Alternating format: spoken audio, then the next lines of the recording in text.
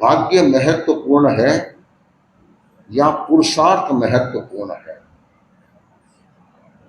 क्या पुरुषार्थ से भाग्य को बदला जा सकता है या मात्र भाग्य भरोसे बैठे रहने से उसके सारे काम सफल हो जाएंगे? भगवान महावीर ने कहा, हमारे जीवन की दिशा और दशा को बदलने में भाग्य का भी योगदान है और पुरुषार्थ का भी योगदान है। द्रव्य क्षेत्र काल भाव का भी योगदान है तो कर्म का भी योगदान है। हर चीज का योगदान है। कब कौन सा प्रभावी बनता है यह एक अलग मीमांसा का विषय बन जाता है। कभी कभी सबके ऊपर काल का प्रभाव पड़ता है। हम व्यवहार में देखते हैं, गर्मी में गर्मी लगती है और ठंड में ठंड लगती है। यह काल का स्वभाव है। किसी के शारीरिक दृष्टि से गर्मी में साता रहती है, ठंड में तकलीफ रहती है। जिनके 2-3 बेटे हैं, एक साउथ में रहता है, एक दिल्ली में रहता है, एक और कहीं रहता है, तो जिनको ठंड ज़्यादा लगती है वे क्या करते हैं, ठंड में कहाँ चले जाते हैं, साउथ में चले जाते हैं कि वहाँ ठंड कम लगेगी क्योंकि वहाँ साता रहेगी। अर्थात जब जिसको जो सूटेबल होता है उसके अनुसार अपना निर्णय लेते हैं। तो किसी के किसी एरिया में रहने से बीमारी बढ़ जाती है और दूसरी एरिया में जाने से बीमारी ठीक हो जाती है। कई लोग आते हैं, राजस्थान जाते हैं और साउथ में या कहीं रहते हैं, नमी की एरिया में रहते हैं, तो हमारा वहाँ सांस बहुत उठे, बहुत दवाएं लेनी पड़ती है। किंतु जो ही राजस्थान के खुश्क वातावरण में जाते हैं वह बीमारी उनकी ठीक हो जाती है और दवाई भी लगभग छूट जाती है। तो यह काल का प्रभाव है। तो प्रश्न होता है, उस समय में जो उनके कर्म उदय में चल रहे थे सांस उठने के, तो वे कर्म कहाँ गए? तो काल के साथ वे कर्म जो विपाक में चल रहे थे, फल देने वाले बन रहे थे, वे अब क्या होता है, विपाक से हट करके और प्रदेशोदय में चले जाते हैं, अंदर ही अंदर भोग लिए जाते हैं। तो अंदर ही अंदर भोगना वह क्या हो गया, प्रदेशोदय। तो काल के साथ वह परिवर्तन आता रहता है। इसी तरह हम देखते हैं भाग्य है, बड़ा महत्वपूर्ण है। भाग्य हमारे जीवन में बहुत बड़ा रोल अदा करता है, किंतु पुरुषार्थ का भी उतना ही बड़ा योगदान है। कुछ भाग्य ऐसे होते हैं कि आप कुछ करो चाहे मत करो वह होगा। जैसे कोई चक्रवर्ती है, चक्रवर्ती कब बनेगा? जब उसके पास चक्र रत्न आएगा। कोई झूठ पे चक्र रत्न बना दे उसका कोई मतलब नहीं है। जिस चक्र रत्न की देवता अधिष्ठायक होते हैं, वह चक्र रत्न पाने के लिए अगर आप प्रयत्न करो, किसी देवता को खुश भी करो, तो भी मिलेगा क्या? नहीं मिलेगा। वह मिलता है भाग्य से, और भाग्य का मतलब पुण्य। उसके बिना प्रयत्न से ये बिल्कुल भी नहीं मिलता। तीर्थंकर बनते हैं, कैसे बनते हैं कि तीर्थंकर नाम गोत्र कर्म की प्रकृति बनती है, उसके आधार पर उनको तीर्थंकरत्व मिलता है। वासुदेव, बलदेव, ये जितने भी पद हैं ये सब उसी भाग्य के साथ मिलते हैं, इच्छा करने से नहीं मिलते। और कुछ चीजें ऐसी होती है, नियति की होती है, होनहार होती है, वह भाग्य के साथ जुड़ जाती है। और कई चीजें ऐसी होती है कि हमारे नॉर्मल वे में हमारे लिए होने वाला है, किंतु अगर आपने प्रयत्न किया, पुरुषार्थ किया, तो उस चीज को आप बदल भी सकते हैं, बदल भी सकते हैं। कई बार स्थिति अनुकूल नहीं है, आपने जप का सहारा लिया, धर्म ध्यान का सहारा लिया, और वह कर्म की श्रृंखला जो बीच में आई हुई थी, वह कर्म की श्रृंखला टूट जाती है, खत्म हो जाती है, ढीली पड़ जाती है, तो क्या होगा, आपका रास्ता क्लियर हो जाएगा। आप लोग गाड़ियों में चलते हैं, जाम लगा हुआ है, आप उसमें देख लेते हैं कि इसका जो अलग वैकल्पिक रास्ता है उसमें जाम कैसा है, उसमें कम है, आप गाड़ी को मोड़ करके उधर से घुमा लेते हैं, बिना जाम वाले रास्ते पर चले जाते हैं। बस यही काम है कि भाग्य या दुर्भाग्य कुछ भी कहें, भाग्य पॉजिटिव नेगेटिव दोनों प्रकार का होता है। किसी का भाग्य अच्छा है किंतु अच्छे का उपयोग नहीं करता है, वह गलत रास्ते पर चल रहा है, तो अच्छा भाग्य भी कितने दिन फल देगा? आखिर वह उसकी लिमिटेशन होती है, थोड़े दिनों के बाद वह भाग्य बदल जाता है, दुर्भाग्य में बदल जाता है। इसलिए हम पुरुषार्थ करें, फिर कुछ परिणाम आता है कि नहीं आता है ये छोड़ दो, नियति पर छोड़ दो, प्रयत्न करना मत छोड़ो। एक विद्यार्थी यह सोच ले कि मेरे भाग्य में होगा मैं लिख लूंगा, मतलब भाग्य में होगा तो पास हो जाऊंगा, क्या पास हो जाएगा? एग्जाम में बैठेगा, बराबर प्रश्नों का उत्तर देगा तभी तो होगा। मेरा भाग्य होगा, मेरी कमाई अपने आप हो जाएगी और दुकान के ताला लगा हुआ है, कैसे होगी? प्रयत्न तो करना पड़ेगा। प्रयत्न करने के बाद जैसी नीति होती है, जैसे हमारे कर्म है, जैसी स्थितियां हैं, उसके हिसाब से हमारे को जो कुछ होना है वह होता रहेगा। इसलिए केवल भाग्य भरोसे बैठने से भी कुछ काम नहीं होता, और पुरुषार्थ से कभी भी जी भी नहीं चुराना चाहिए, और मन में ये भाव भी ना आए जिंदगी भर खटता रहा, जिंदगी भर मेहनत करता रहा, श्रम करता रहा, किंतु मेरे को कुछ मिला ही नहीं।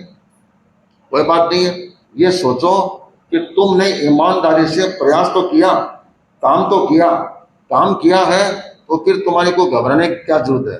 अब नहीं मिलता है, कब मिलता है, ये हमारा भाग्य है। जब तक उस भाग्य का निर्माण नहीं होगा, वह अनुकूलता नहीं मिलेगी, तब तक वह परिणाम देने वाला नहीं बनेगा। और कई बार क्या होता है, मामूली रुकावट होती है, वह रुकावट हटे नहीं और रास्ता क्लियर हो जाता है, क्लियर भी हो जाता है और क्लियर वाला अनक्लियर भी हो जाता है। ये जिंदगी में चलते रहते हैं, किंतु आदमी को कभी भी निराश नहीं होना चाहिए, डिसअपॉइंटेड नहीं होना चाहिए। अगर वैसा हो गया तो फिर वह पुरुषार्थ करना ही छोड़ देगा।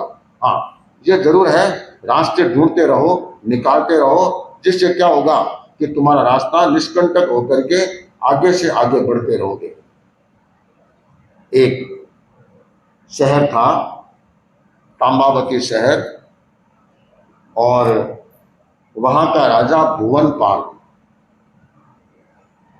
बड़ा अच्छा राजा, सुलझावा राजा था।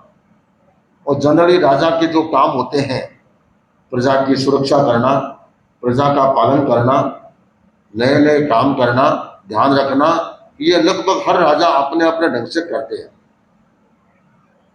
किंतु इस राजा को एक शौक था, ये ब्राह्मणों का बड़ा आदरणीय था, ब्राह्मणों को बड़ा आदर देता था।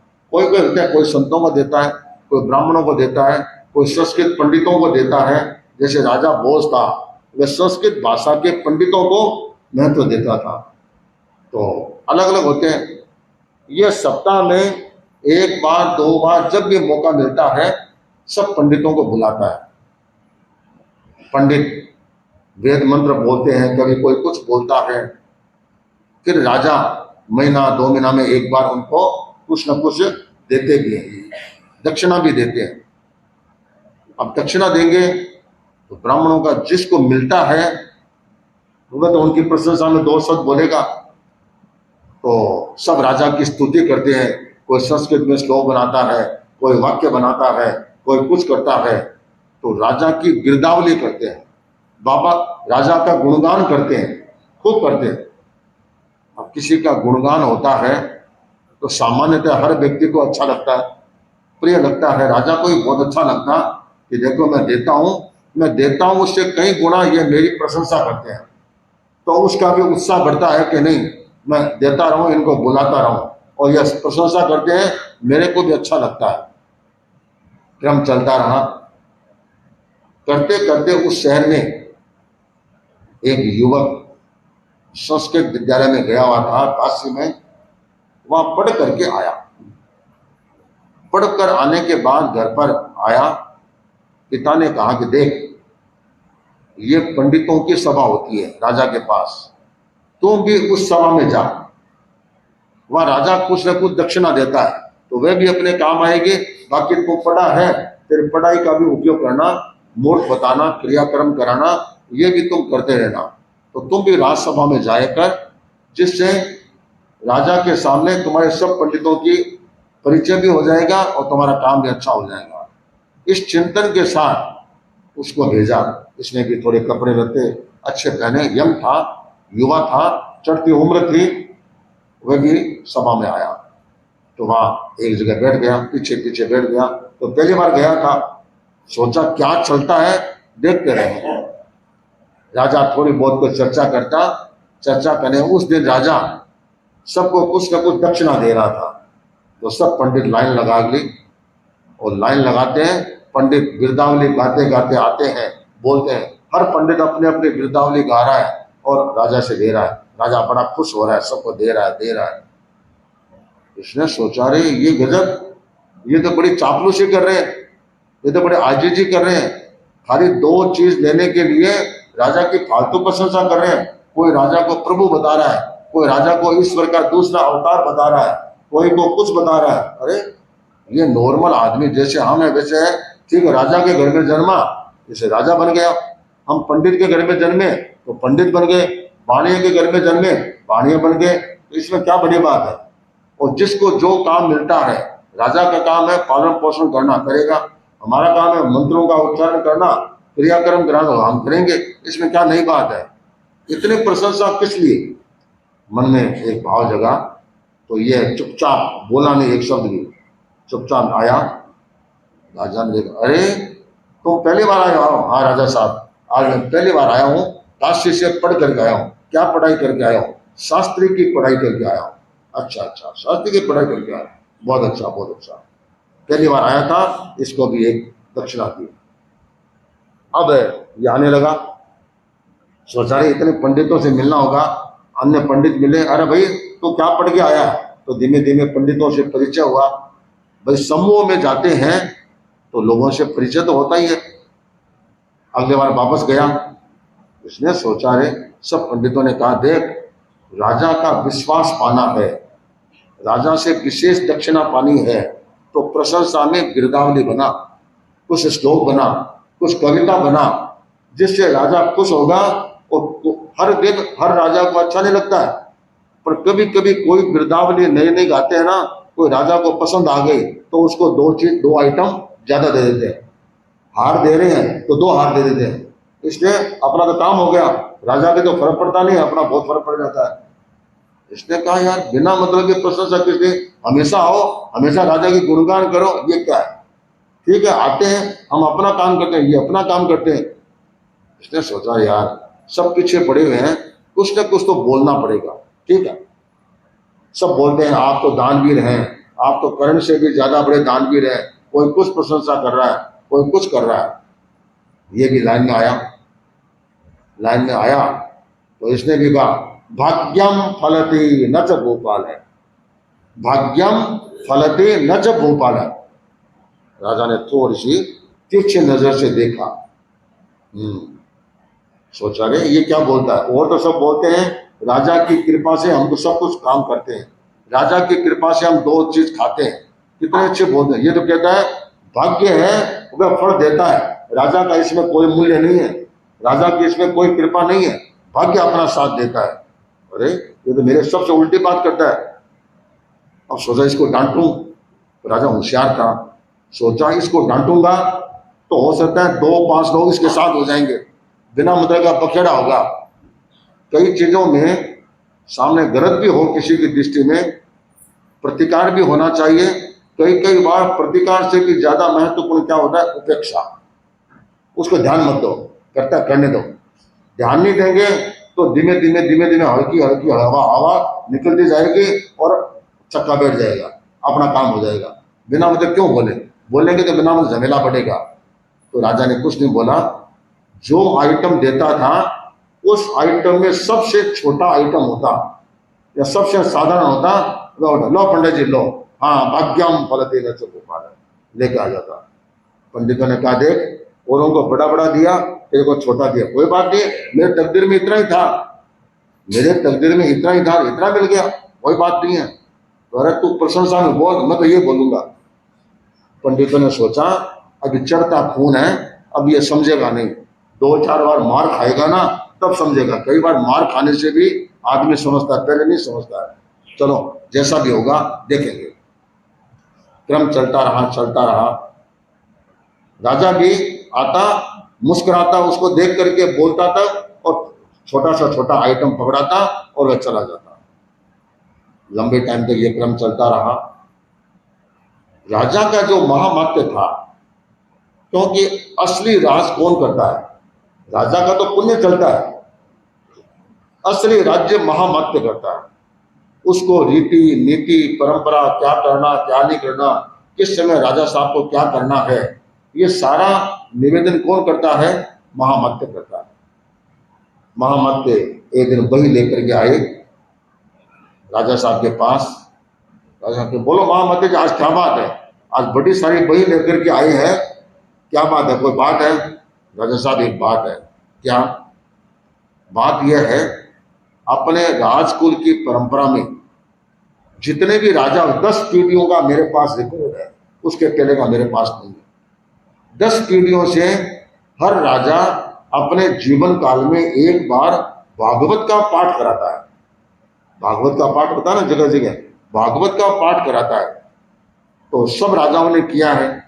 अब आपकी उम्र उस लेवल पर आ गई है कि आपको भी एक बार भागवत का पाठ कराना चाहिए। अच्छा, पिताश्री ने करवाया था? आप पिताजी ने करवाया था और आपके दादाजी ने कराया, 2 तो मुझे पता है। तो अब आपको क्या मर्जी है ये बोलो।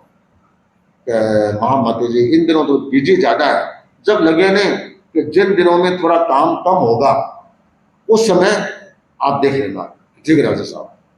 2-3 महीने के बाद देखा कि अभी कोई काम नहीं है, फिर आया, राजा साहब इन दिनों में कोई काम ज्यादा नहीं है, तो मर्जी हो अब कर ले। हाँ, अब कोई दिक्कत नहीं, आप कर लो, पर करना क्या क्या है? तो कहा कि सारी व्यवस्थाएं तो मैं कर दूंगा, यज्ञ बनाना पड़ेगा। जो राजपुरोहित जी है वे कथा बांचेंगे तो वे उनकी व्यासपीठ ऊंची होगी। आपको 7 दिन तक ये नियमों का पालन करना पड़ेगा। क्या करना पड़ेगा? आपको उस कथा में आना पड़ेगा। सुबह 3 घंटा चलेगी, शाम को 3 घंटा चलेगी, कीर्तन चलेगा। उस समय आपको धोती में आना पड़ेगा, ऊपर एक छोटा सा चद्दर ओढ़ के आना पड़ेगा और आपको इस तरह से काम करना पड़ेगा। 7 दिन तक ये कथा चलेगी। 7 दिन तक आपको जमीन पर लेटना होगा, पलंग पर नहीं सो सकते। ब्रह्मचर्य का पालन करना पड़ेगा, एक टाइम खाना खाना पड़ेगा। सारे नियम उपनियम बताए। अच्छा, तो सबने पीछे राजाओं ने ऐसा किया, सबने ऐसा किया, तो आपको भी इसी तरह से करना होगा। फिर क्या होगा? तो उसमें जितने पंडित हैं वे सारे पंडित आते हैं और उनके आगे यज्ञ मंडप बनता है। सब अपने अपने ढंग से जहां जहां उनको घी की आहुति देनी होती है, चावल की आहुति देनी होती है, वे देते हैं। और आपकी जगह फिक्स रहेगी, आपके परिवार की जगह फिक्स रहेगी, हम लोगों की जगह फिक्स रहेगी। तो ये कथा में आपको आना होगा और सामने विशाल पंडाल होगा। जनता में से जो आना चाहे सामने, उनकी जगह फिक्स रहेगी, वहां पर आएंगे। और आपको हर घर में कुछ न कुछ पुरस्कार लास्ट दिन आपको देना पड़ता है, थोड़ा थोड़ा देना पड़ता है। और जितने पंडित आते हैं उनको विशेष पुरस्कार देना होता है उस दिन। ये चोड़ा और धोती ये सबको देनी होती है, बाकी और चीजें भी होती है। तो इन अलग अलग कैटेगरी होती है, इनको ये देना, इनको ये देना। 3-4 कैटेगरी है पंडितों की, तो वह सूची हम बना लेंगे, वह आपको अपने हाथ से देना होगा। तो हम सारी व्यवस्था कर देंगे। और जो वेद व्यास जी कथा करते हैं उनको विशेष पारितोषिक, विशेष दक्षिणा देनी है। उनको क्या देने की होगा मैं आपको बता दूंगा। सारा काम तुम व्यवस्था कर दो। राजमहल के पीछे बड़ा मैदान था, उस मैदान में पूरी तैयारी कर दी। महामात्य ने अपने अधिकारियों को लगा दिया। पूरे शहर में यह सूचना चली गई कि भाई अब यहाँ पर भागवत होने वाली है, राजा की भागवत होने वाली है। तो सोचे राजा की भागवत में तो अपने को जाना चाहिए, तो राजा साहब के लिए हो रही है, राजा के कल्याण के लिए हो रही है, हित के लिए हो रही है, तो अपने को जाना चाहिए। सब में उत्साह छा गया।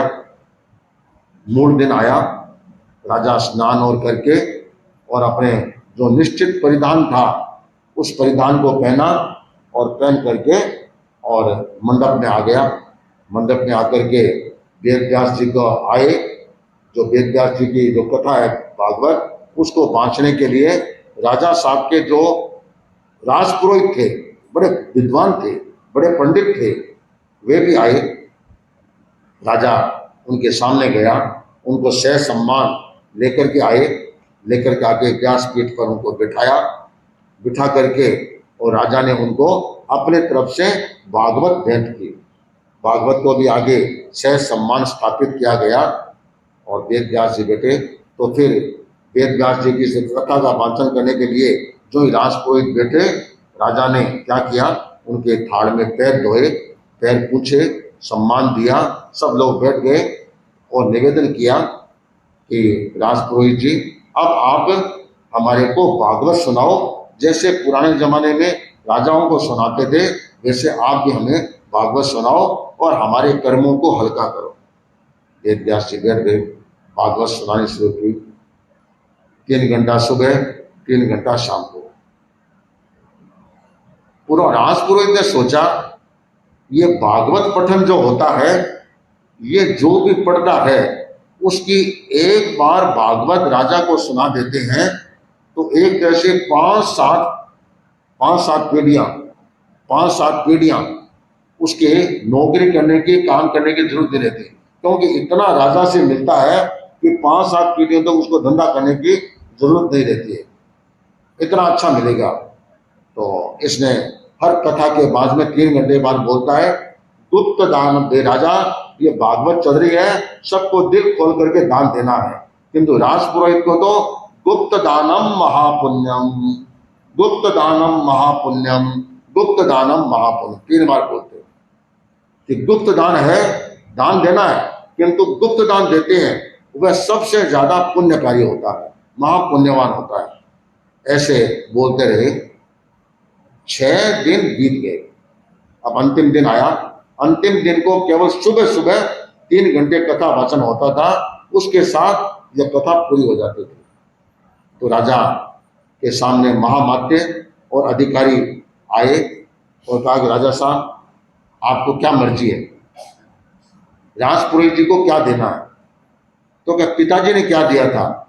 पिताजी ने उनको 3000 सोने की असरफियां दी थी, ये उनको भेंट दिया था।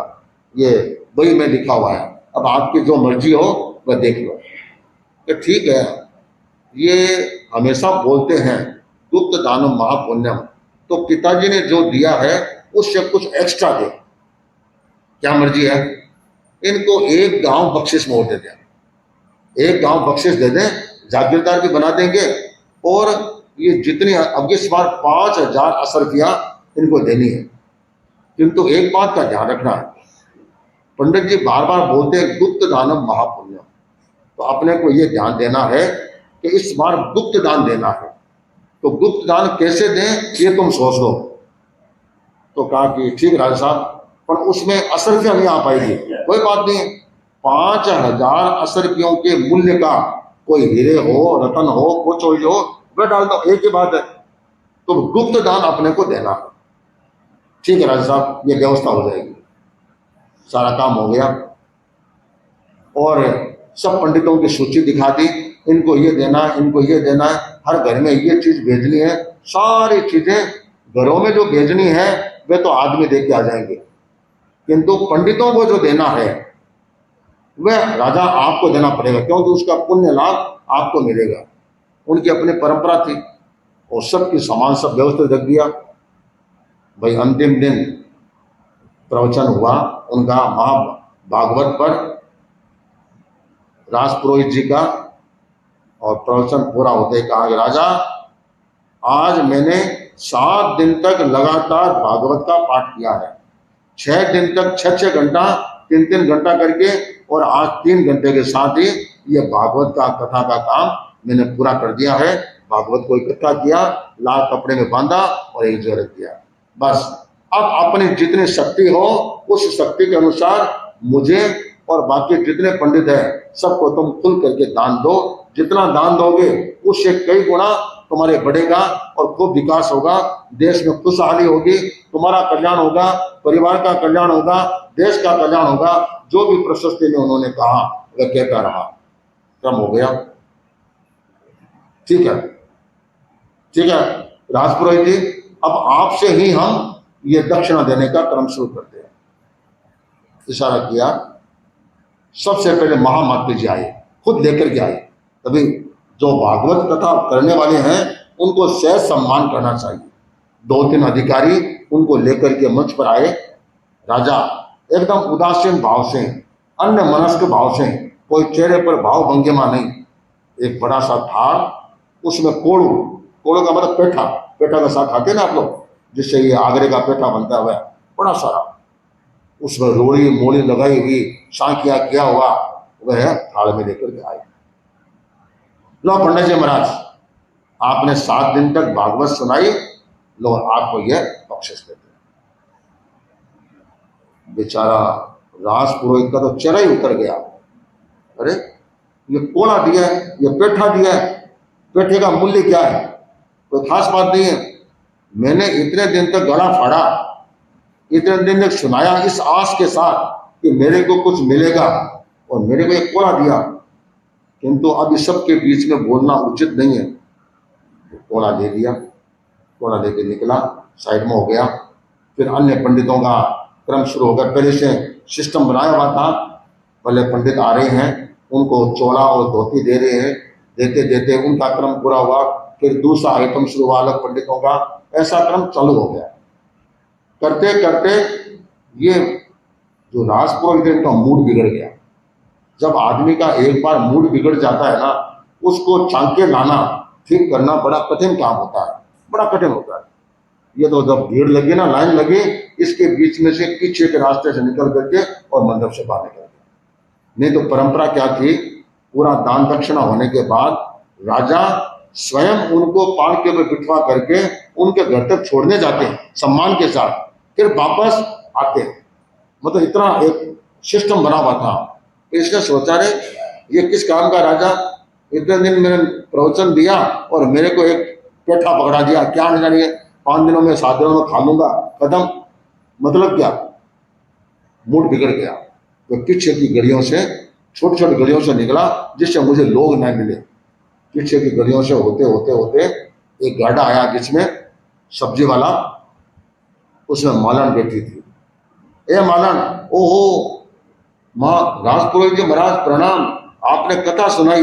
अरे आप ऐसे कैसे गली से आए हैं? तो नहीं कोई काम का नहीं, बोल तेरे पास क्या है? तो घरवाली ने कहा था घर में सब्जी नहीं है।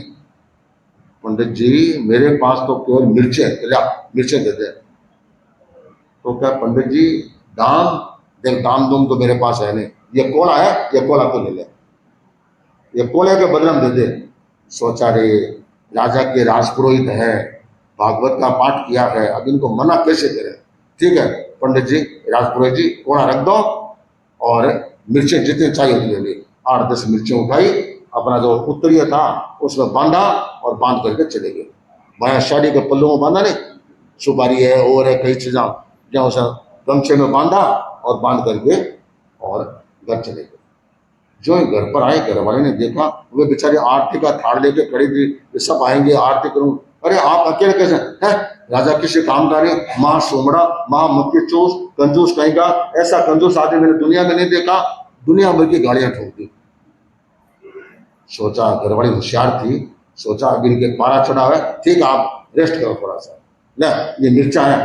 तो सब्जी लाए और मिर्ची लाए, मुंडा बाढ़ ले तो बाढ़, और मेरे पास क्या मिलेगा, और कुछ नहीं है।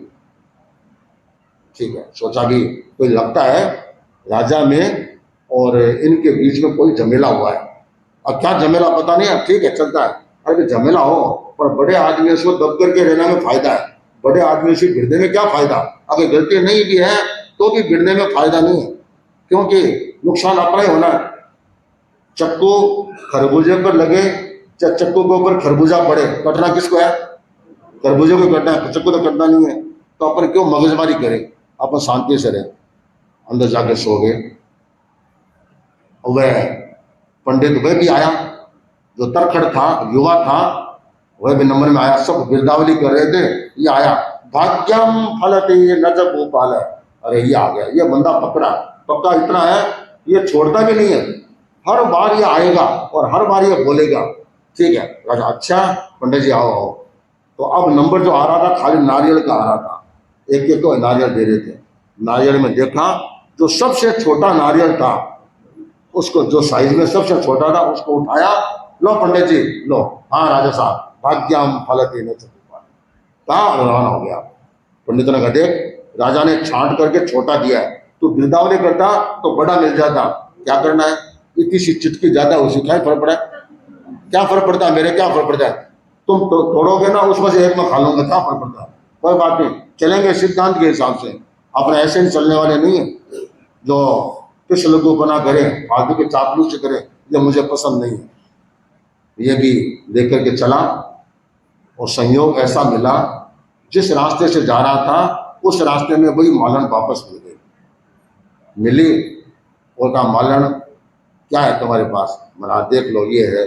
पंडित जी देख घरवाली हमेशा मेरे को टोकती है, हमेशा ताने कसती है, तुम काम करते नहीं हो, घर में सब्जी नहीं है, केवल रोटियां बना दोगे, रोटियां खा लो। तो कहा ऐसी सब्जी दे तो 10 दिन तक छुटकारा हो जाए, वह एक ही बनाती रहे खाती रहे, झमेला खत्म हो जाए। एक काम कर, ये कोड़ पड़ा है ना ये दे दे, एक एक कापी चलेंगे ना इतने में तो 10-15 दिन आराम से निकल जाएंगे, तो साइज बड़ी होती है। तो महाराज क्या दोगे, तो मेरे पास और तो कुछ है नहीं, ये एक नारियल है ये ले ले। पंडित जी कोड़ो तो इतो मोटो, नारियल इतो सो ही है, क्या पार परसी। પછી याद आई रही, मैंने एक बार देवता की मन्नत की थी तो एक नारियल चढ़ाने की बात कही थी, तो मैंने आज तक चढ़ाया नहीं। संयोग से पंडित जी ये नारियल दे के आगे, चलो ये काम लो पंडित जी ले जाओ, थोड़ा ले लो नारियल छोड़ दो, चलो आज जाऊंगी मंदिर में तो यह चढ़ा दूंगी, काम हो जाए, मेरा पुराना हिसाब किताब पूरा हो जाएगा। आदमी बोल तो देता है, काम पूरा होने के बाद पक्ष याद कौन करे, थाने भी कौन करे, माने भी कौन करे। मानार पूछे महाराज कहीं तकलीफ करो क्या करो, पूछेंगे हम बताएंगे, पहले पहले तो बराबर आएगा, फिर थोड़ा सा जाचो जच गयो, उसके बाद मिलता है कभी कोई उठावनी मिल जा, कोई कठी मिल जा, पूछे क्या बात है, नहीं महाराज आपकी कृपा ठीक है, अरे ठीक होना बात और छोड़ दिया माने, फिर ठीक हो कम से कम आता तो होने, कम से कम बाद में सुनते छोड़ दियो। लोग हैं जब सुख में हो जाते हैं ना, सुख में सुमिरन सब करे, दुख में करे, यह हालत है, ये स्थिति बन जाती है। तो वह मालन ने ले लिया, लेकर के और कोड़ा ले लिया, कोड़ा लेकर के घर पर आ गया। घरवाले ने कहा लाया सब्जी, हाँ इतने लाया हो कि कई दिनों तक बनाती रहे खाती रहे और मुझे भी खिलाती रहे, कि देखो मैं अभी रसोई के काम में बिजी हूँ, एक काम करो 2 कापी निकाल करके सुधार करके मुझे दे दो, ठीक है ला चक्कू ला, मैं भी करती हूँ। भाई थाड़ा ले लिया और उसमें कोड़ा रखा, और कोड़ा रख करके उसने चक्कू लगाया। अब अंदर में से थोथा था, जो चक्कू लगाया और पूरा का पूरा खुल गया। खुलते उनमें से रतन हीरे जो भी थे, वे 10 रुपया भी कुछ थी, वे सारी थाली में पड़ी, थाली में पड़ी और बजी। सोने की खनखनाट ऐसी है कि बोलने भी सुन जा और अंदर भी दिख जा, और चीज इसी है, वह अंदर में रसोई बना रही, बिन खनखनाट सुनी जी है, कहीं सा कहीं हो, सुनो जी क्या हो कहीं मिल गयो, भाई बार ये क्या इतना कहां से आ गया, लगा है ओ रास पुरोहित जी ने मिल लो कोड़ो, कड़ी बीच में सरदार आ गया और मैं बीच में सरदार आ गया, मेरा काम तो हो गया, कितना अच्छा हो गया। देखा सारा असर क्या सब निकाल करके और उसको व्यवस्थित रख दिया। अंदर में एक स्लिप निकली और स्लिप आया, एक अमुक गांव आपको बख्शिश किया जाता है, ये पर्चे, चलो एक गांव और मिल गया, अब आपका जागीरदार बन गया, नाम तो ऊपर किसी का है नहीं, ये तो अकाउंट पे ही, नॉन अकाउंट पे ही आपके होता है ना, तो वैसे हो गया, तो नॉन अकाउंट पे ही है, जिसके हाथ में आ गया उसका काम हो गया, बस अपना काम तो बराबर हो गया।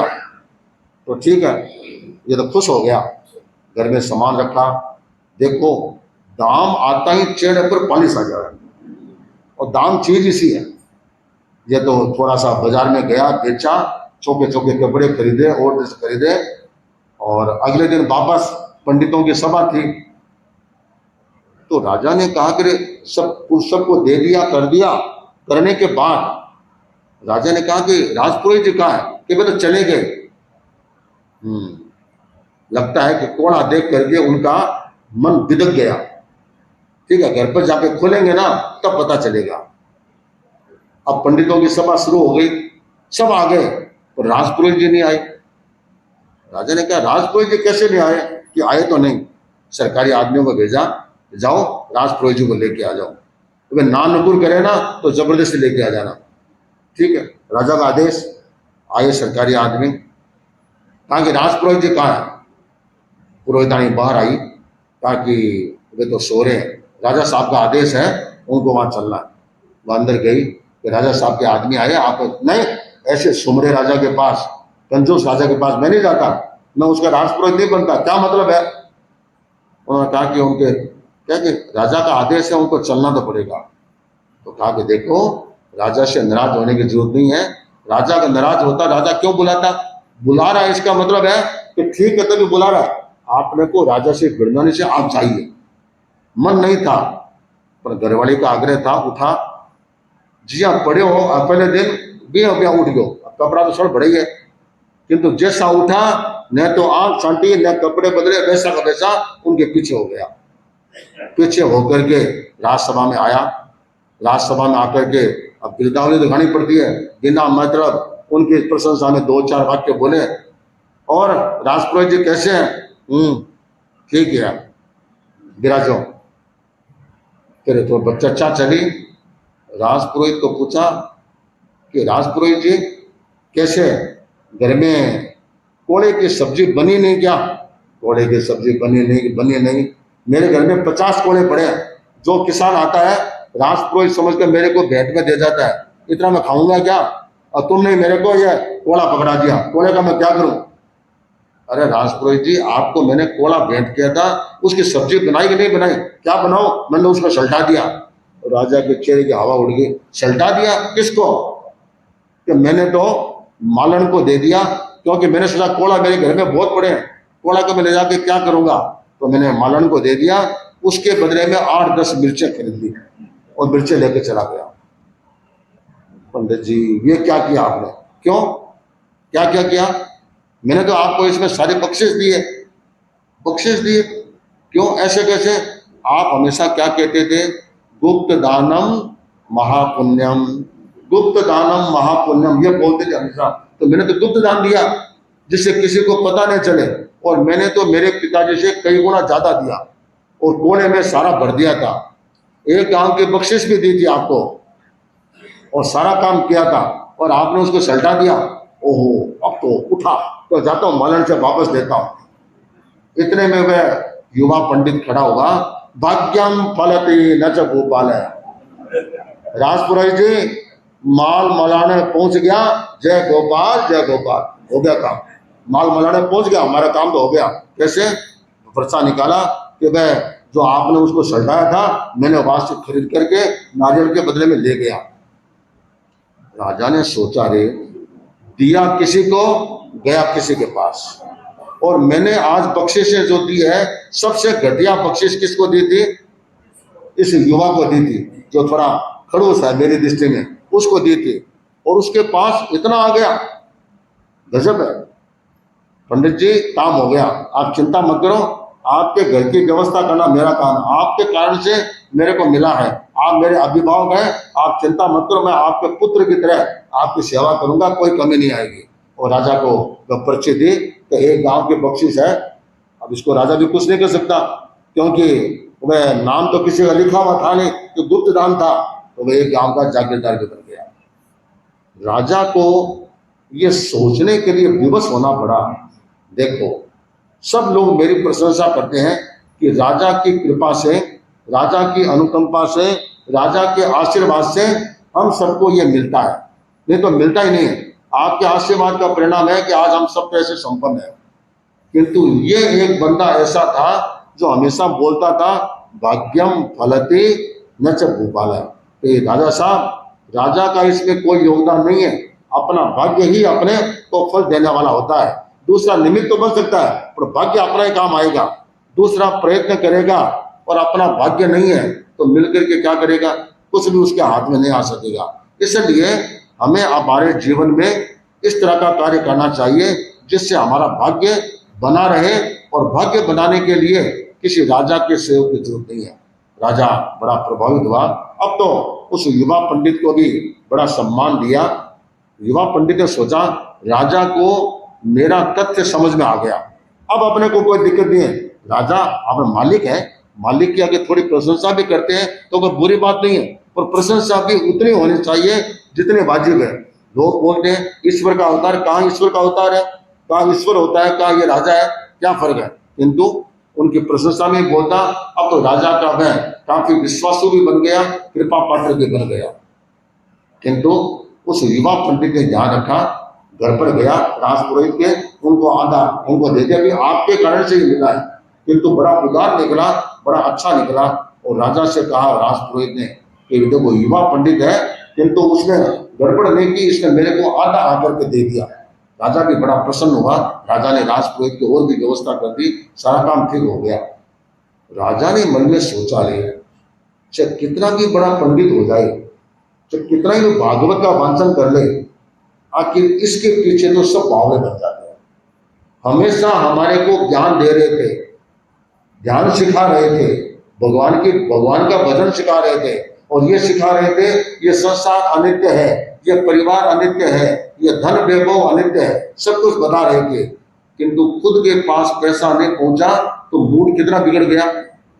तो जब आदमी के ऊपर बीतती है तब पता चलता है कि इसके जीवन में धर्म कितना उतरा हुआ है, धर्म कितना उतरा हुआ है। अरे थोड़े से धन के लिए आदमी किस किस को बावला बना देता है, पागल बना देता है, ठग लेता है, शोषण कर लेता है, कितना मायाचार कर लेता है।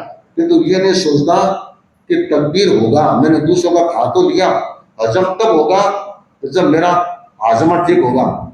आपने हलवा खा लिया, मीठी मीठी चीजें खा ली, किंतु भीतर में डायबिटीज है, आपकी हाजमा शक्ति ठीक नहीं है, तो क्या होगा, आप बीमार पड़ जाएंगे। तो जब आपके भीतर में पुनाई भी नहीं है, अच्छा नन्ना तपस्वी आया, करने करने करने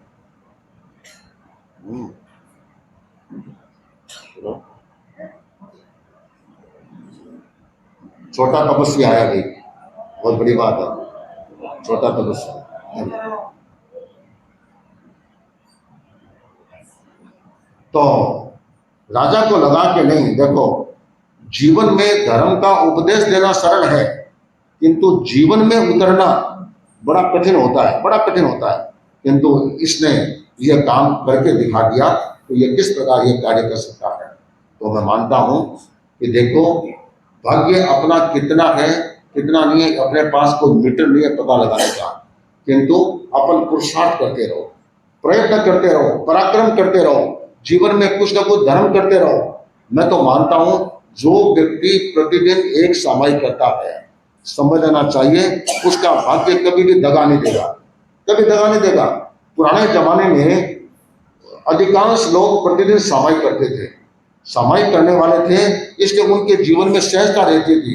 अब तो क्या बाढ़ त्योहार सामायिक करते हैं, प्रदूषणों में करते हैं, या कभी कभी बखान में आगे मूड हो गया तो कर लिया। बाढ़ त्योहार करते हैं तो तकदीर भी उस बाढ़ त्योहार ही चलेगा, उतना ही चलेगा, फिर आप उसकी अपेक्षा क्यों रखें।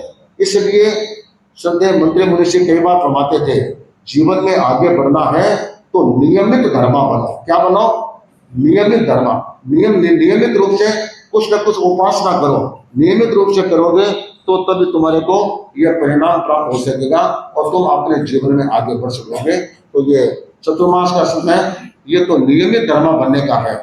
कोई भी व्यक्ति वंचित न रहे कि प्रवचन सुने बिना और चीजों के बिना, जिससे कब क्या कोई बात आ जाए जिससे उसके जीवन की दिशा परिवर्तित हो जाए और जीवन में एक परिवर्तन भी घटित हो जाए, इस बात का सब ध्यान रखेंगे। आज रविवार है,